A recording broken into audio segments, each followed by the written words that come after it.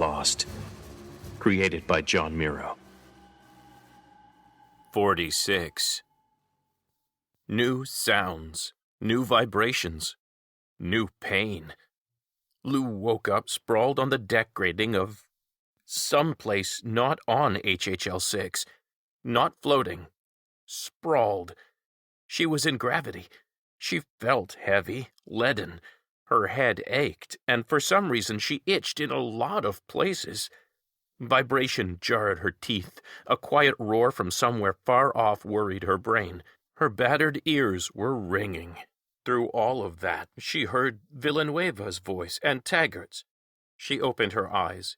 It felt like raising an aircraft hangar door with her fists wrapped around a chain, but she got them cracked. She lifted her head. Up. She cracked a weak smile. There was an up? She liked that. Her stomach gurgled, disagreeing with her brain, so she took the rest of the way onto her side, then up to seated, very slowly. She folded her forearms over her knees and her forehead on her arms. She did a mental double-take and lifted her head again. Someone had coated the back of her hands with dark gray paint. It continued up into the arms of her spacesuit. She flipped her hands around in the air. Shocked she could do it, that she wasn't weak as a kitten, she stared at the paint. Her gloves were gone. Her groggy brain realized her helmet was, too, and she could feel something plastered on the back of her neck. She reached a hand to the back of her head. Her arm moved slowly, trembling. She felt a wide, strong, adhesive bandage there, moved her head experimentally, and felt the bandage taking some of the weight off of her neck. She had most of her range of motion if she moved slowly, but if she moved faster than turtle speed, her motions were restricted, not to mention painful. "How are we?" she croaked and swallowed. "How are we in gravity? Or how are we not crushed to jam by the gravity? Or maybe just how are we still alive?" She looked around, wondering which to ask, and who exactly she should be asking. Her gaze met Villanueva's, who nodded back out of the helmetless, ringed neck of his spacesuit. She saw acknowledgement and relief in his gaze. Following the recognition, his commanding officer was logged into reality again. He was kneeling with obvious effort over Okoro. "C&C crews all in one piece," he reported automatically. "Grouper got our power mains mated to the Betty. We're making best speed up and out." He straightened and winced. And what a best speed! Lou noticed he was wearing a pad on the back of his neck. Paint crept up his neck and the side of his head. She met Rose Okoro's half-lidded eyes, and her nav officer nodded. Stan Rennick was feeding water to Okoro, and God help them, they were giving each other puppy eyes. Both were speckled with paint. She swung her head slowly around the long compartment. It felt like a seagoing vessel's engineering section, 20 or so meters wide, full of piping and tanks and instrumentation. Nothing like what pictures of the old Belter ships looked like. Lot of retrofitting, she realized, seeing welds and cutouts and temporary bracing everywhere she looked. A gantry surrounded the rectangular room and a high ceiling above that. The middle of the room and each end were filled by 3 floor-to-ceiling tanks. She was near the far wall across from one of those tanks, on the floor near an elevator dead center in the middle of the room. She kept moving her head from the elevator further left, to where her first officer and nav officer were, and then back to the right, seeing a pile of their helmets and gloves, glossing over machinery that was both familiar and alien, and some of it grew like stunted metal trees out of the deck grating. She saw Beecham and Taggart on the far side of the elevator, also in the middle of the floor.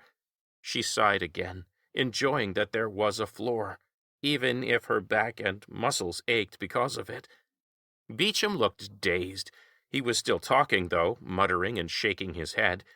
Taggart was ignoring him, and as Lou watched, the security officer got to his feet. He wavered, but stayed up. Lou wondered how the hell he could do that after months in zero gravity. "Commander." He wore a wide grin. She waved back at him, surprised she could even keep her hand up. All of C&C was weak but alive. That was more than she'd counted on. She took a deep breath, looked around again. So, This was the Betty. Beecham kept quietly muttering, but Lou guessed he was okay, from the way Taggart patted the scientist on the head as he walked stiffly towards her. Montaigne focused on getting off her ass before he got to her. She swung over onto her hands and knees, ignoring how the metal grill of the deck dug into her fingers. She just managed to crawl a few feet, feeling her body out. Her skin felt hard. Moving her fingers took an extra impulse to get over some kind of pressure, and then she could move normally. She lifted one palm, only mildly surprised she didn't fall face first. How was she doing this? She should be on a stretcher, setting her sights on a wheelchair in maybe a day or two. Fascinated, she put her other hand up and, sitting up easily on her knees, she felt along her palms. The skin was slow to bounce back from the pressing metal of the floor grating. She peered closer and saw a misting of gray dots and thin lines along her hand, too. Something else. She realized the itching she felt rippling along her skin went deeper, like it was in her bones. The itching in her bones rivaled the background vibrations of a power stack and engines that weren't sixes. The two sensations raced each other along her nerves to her brain, and her brain couldn't compute either. She shrugged. Too many what the hells to count, but after the day she'd had, she was going to roll with it. Her spacesuit felt stiffer than it should. Its new resistance helped her straighten, she discovered, and then slowly bent with her motion as she flexed all her limbs. Taggart was at her side now, giving an old-fashioned military salute. She returned it and began to stagger towards Beecham with Taggart at her six. When Montaigne got a few feet closer to Beecham, she heard a whisper in the air. Daisy's voice, she realized, and suddenly the jumble of Beecham's words made sense.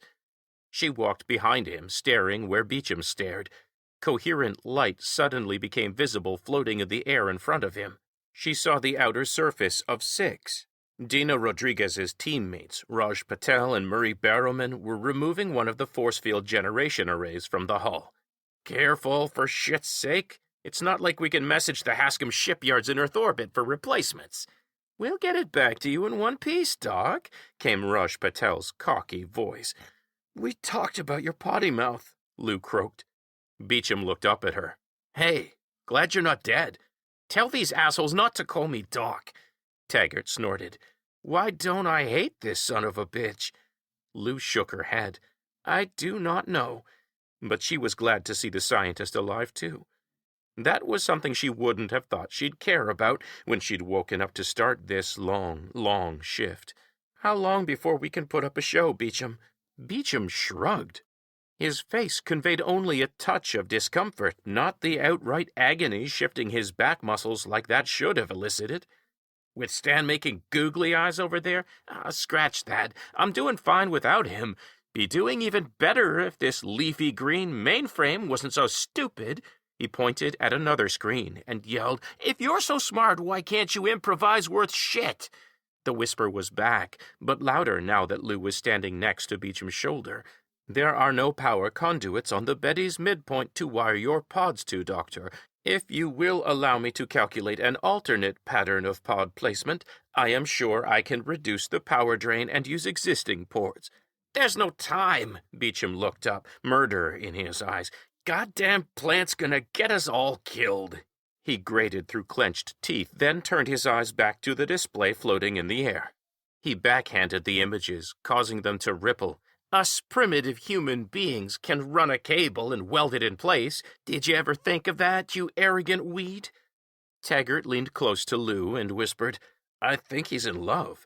I heard that, Beecham called out, but there was excitement in his voice, not acrimony. Who'd have thought the scientist would be this cool under fire, Lou thought. She remembered his pirouetting around in the 0G back on 6, once he'd forgotten to be clumsy and scared. She called out loud to the image of the mechs. Barrowman, are there any other mechs that can run the line? A moment of silence. On screen, Lou saw one of the exosuited men's arms freeze. Commander? Glad to have you back, ma'am. We lost Petrie, but Nishioka and Bostetter are standing by in the cargo bay. Nishioka here. The pilot's voice was cold, clinical. Confirmed. I've got enough power cable left to get us to where you need us. Working out a plot to get us there is tricky, and at the speeds Betty's pulling especially so, but I've got some ideas. We can do it. Another voice joined the line. Bostetter here. His voice was pinched and blustery. If my pilot can get us in position, I'll lay all the pipe Betty needs. Montaigne heard through the bravado and rough humor. Steve Bostetter and Kyle Nishioka had been teamed with Dan Petrie for over 2 years. She was glad there was more work for them to do.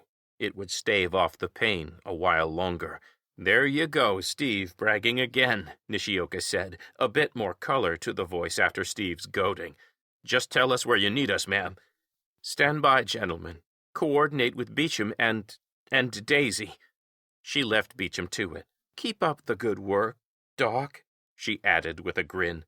Beecham glared and fought back a grin, then focused on his screens.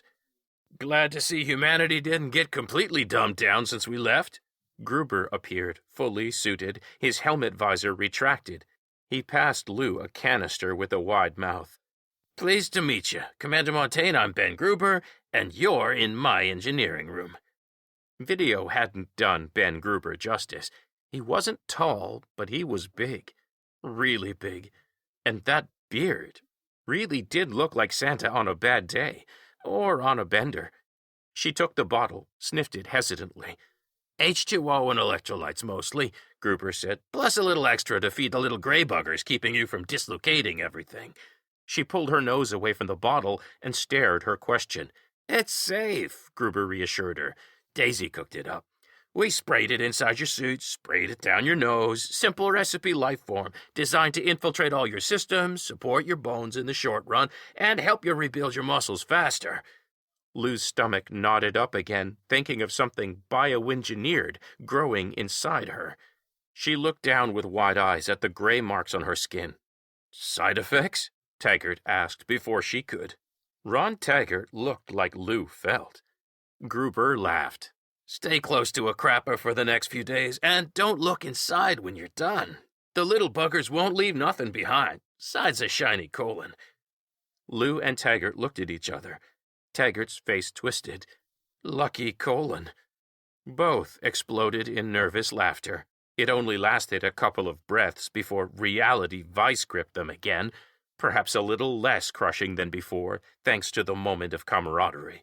Excuse me. Gruber moved past. Lou looked down and saw HHL-6's emergency power cable stretched out of a small hole in the wall beside the elevator. It split into two and snaked into different machines ahead. Gruber stalked along the cable, eyeballing it. The cable was a reminder. They were lost in the woods here. If Travis and Gruber were lying to them, they were done for. Lou compartmentalized her ick, shrugged, and drank some more. She quickly finished off half the concoction. She stopped and passed the drink to Taggart. Thank you, she called out. It sounded dumb even as she said it. Her head was spinning, her body barely standing and weak as a baby. Thank you would have to do. Gruber waved over his shoulder. We're saving each other's ass, remember? His voice softened. Welcome, all the same. Lou turned and looked back the way she'd come, seeing a door past Darnell, Rose, and Stan. Where is Captain? She felt her shoulder crack as she turned, and she winced. She must have done more than wince, because Gruber barked at her. You want to move slow. That Grey Goo ain't miracle sauce. I lowered the gravity in engineering to 1/3, but take it easy. It's a lot on the muscles back in gravity. You should be able to move around, about as well as your average invalid. Lowered the gravity? Lou thought, but didn't ask any more. Baby steps, she thought. The elevator opened and a tall, spacesuited man walked out. His suit was tarnished and patched, a quilt of silver and bronze and whites and blues. The suit looked both ancient and damaged, and at the same time beyond anything Lou had ever seen. He surveyed the room, concern and thought behind his eyes. When his gaze settled on Lou, a small smile grew. The scar on his face rippled. Commander, we've got a solid seal, and we've anchored Betty and 6 in multiple points. We're in business. If you call that stack of tanks a ship, Gruber laughed. Pretty tough stack, though, I'll give you that. Glad to have you aboard, Travis said, walking closer. Lou felt one eyebrow rise. That suit fitted him well. She could make out definition to some of his parts. She warmed, but her mind kept driving. She took his extended hand. I'm grateful to you and your crew, Captain. I'm glad you were around, and glad we could... A genuine smile crept onto her face, recalling Gruber's words.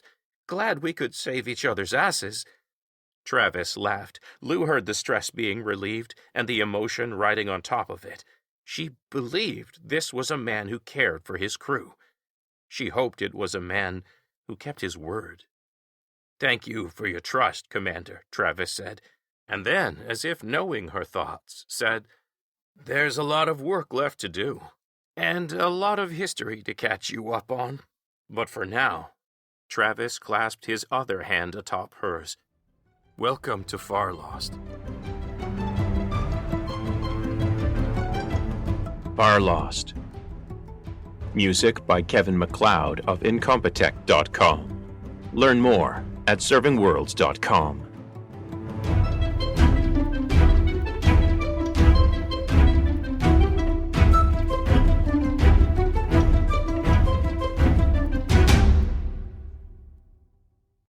Hi, John Miro here. Farlost is brought to you by my backers at Patreon. Patronage starts at $1 a month, or about 25 cents a cliffhanger. Patreon.com. Thanks for listening, and thanks for your support.